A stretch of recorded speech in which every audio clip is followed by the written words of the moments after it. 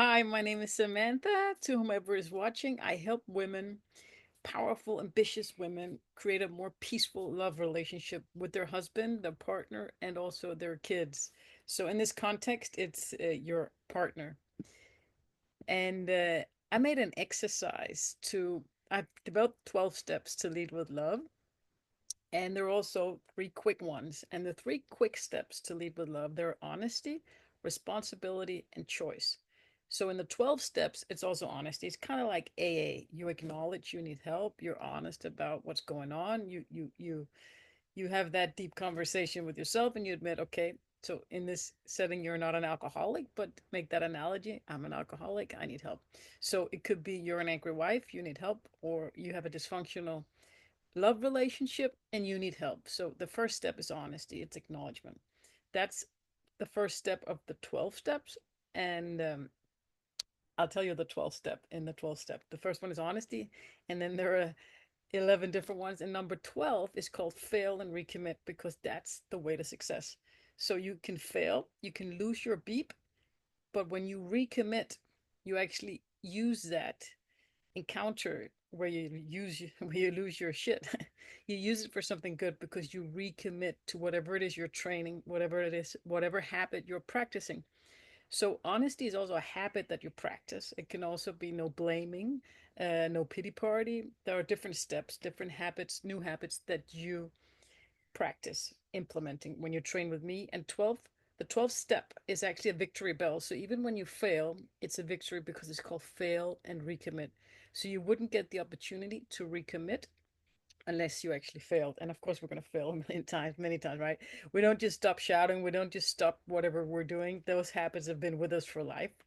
But we get to overwrite them by focusing on implementing one new habit at a time. So, step number one is honesty, and that is also a habit. It's a habit to actually start looking inside, to actually say, wait a minute, what was it I was practicing now? Okay, acknowledging, okay, I'm actually blaming. I might be pretending just to ask a question or be nice, but deep down, inward, I'm actually blaming or I'm mad or whatever it is that needs to get to the surface, right? So I made an exercise to facilitate step number one. Step number one is both called honesty and then acknowledgement, and it's also called admit and move on. And they all go together.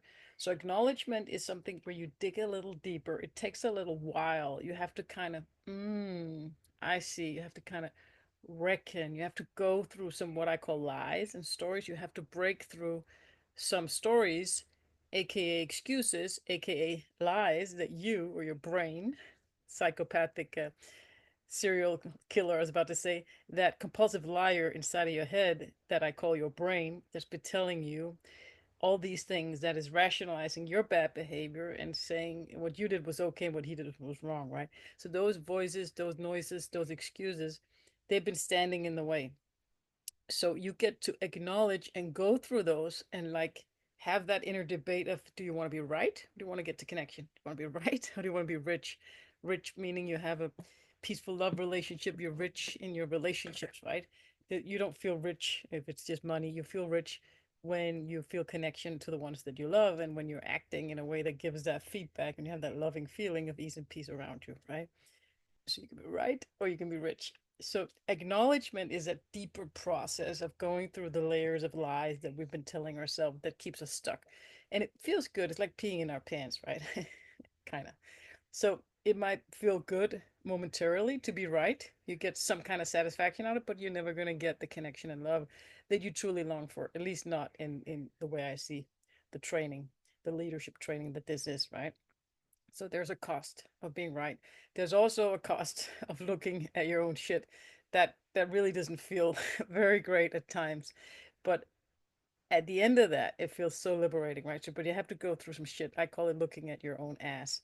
And it feels terrible, and you look away like, ah.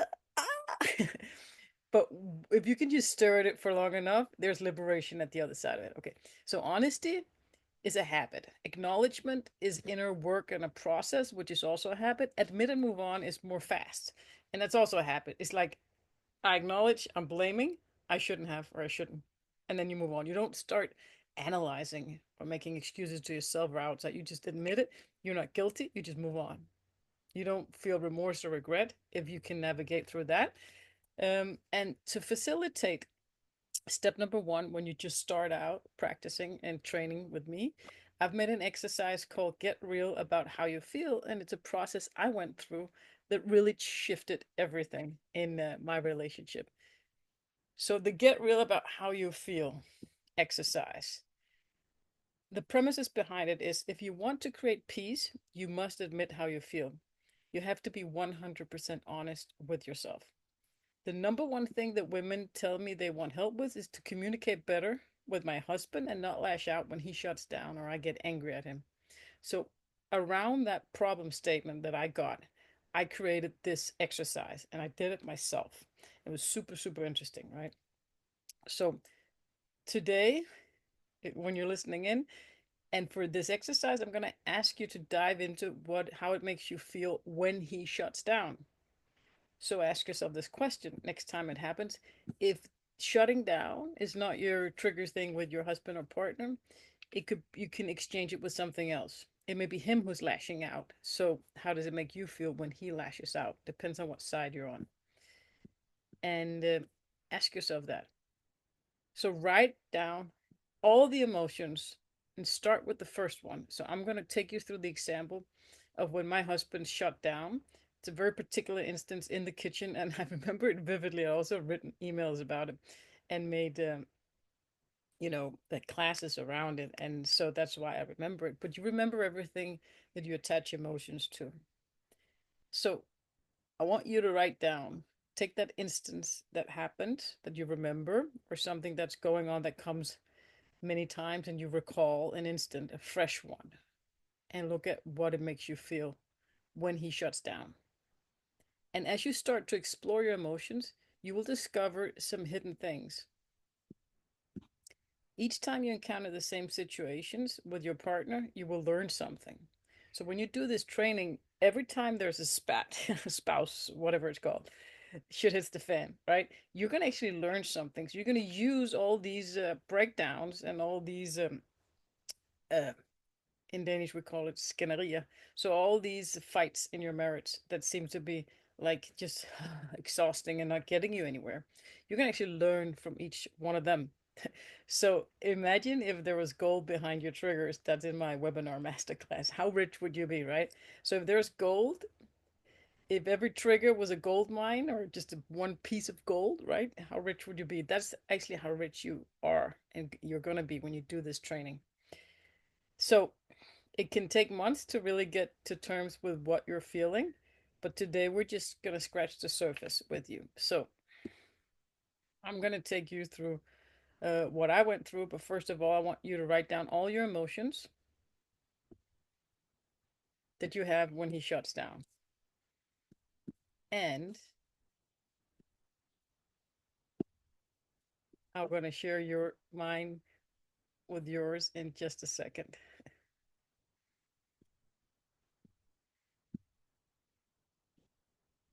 So, of course, the first one for me when he shuts down is like I feel pain instantly. And I might not know it when it happens what it's all about because I was so self-centered that I didn't even think about what he felt, right? I just felt like the victim. So all I recognized, I didn't think about why he shut down or retrieved a little bit, like what I'd done to cause that. I didn't consider that because I felt so much pain that it wasn't relevant to me. All I was focused around was my own pain and suffering, so to speak.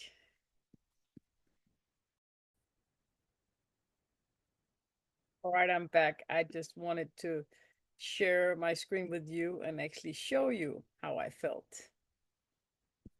There we go. This one I want to share with you. All right. So this was that day, if you've heard my stories, when I was standing in that kitchen and everything shifted because I did this exercise. So the first thing I felt, he shut down due to something I said or did, right? Or was being bitchy, but like not communicating really well, getting a little annoyed or irritated. And then he shut down. And just prior to that, I felt so much love and connection. And I was so happy to be in that good place. maybe too happy, but and then he shuts down. And I feel, without knowing what's going on, I just feel, ow, my heart hurts. I literally felt like, ow, blood coming out. Just feel hurt and pain. And then I felt rejection. I felt like he rejected me or shut me out. And the first thing I felt was the pain. And then my brain says, ow, my heart hurts, kind of. That's just what I recognize. Maybe it's not pain. I'm just feeling something. And my conclusion is, ow, my heart hurts. And then the next thing my brain tells me after I feel this kind of rejection or whatever it is, I'm saying to myself, wait a minute, why doesn't he love me anymore? And it doesn't make any sense, but that's what I was telling myself. That's what my brain would be saying, because if somebody loves you, they still love you even though they shut down, right? But that was my rationality. And then I felt revenge. And my story in my head was, he did this. You did this. I hate you. You did this. So first is hurt, rejection, and then kind of revenge, like, ah. And then really quickly, that vengeful feeling shifted. And then I felt frustration and I felt like a failure. And my story in my brain was, ugh, I ruined everything. Again, I ruined everything for myself again, or I ruined everything again myself. I'm a loser at love. That's my takeaway in conclusion. And then I felt, this happens really quickly. Then I felt an immediate, like really anxious need to fix it. That was my trigger feeling. I'm a loser at love. I ruined everything again. And because that story, feeling slash story, because that is so painful for me to be in, because that was the theme of my life, and maybe to some degree maybe still be, that's my trigger story or trigger emotion, is feeling like a failure at love. And because that, I cannot be in that. I want to get away from that. I want to escape, or I used to. Then I would have this immediate need to fix it. I just couldn't stay in that. That was like, ah. And then I just went undo, undo, undo. So because of all of this, whatever I did next, the underlying agenda for me was to fix it and get away from it. And that became really anxious or desperate. And I had my very clear agenda. So you cannot create connection with anybody if you have an agenda, because you're not in the present moment. You want to be somewhere else. So if you can't stand being in the present moment, you're never going to be in connection with your husband. But I've felt so desperate to get away from that emotion. All right. So I want you to do this exercise. I want you to think about the emotions you feel when your husband shuts down, or whatever trigger situation it is you find yourself in, and let me know how that goes. I hope this was helpful. I'll be sharing this on different platforms. I was just waiting on a client to log on, but I miscalculated the time zone difference.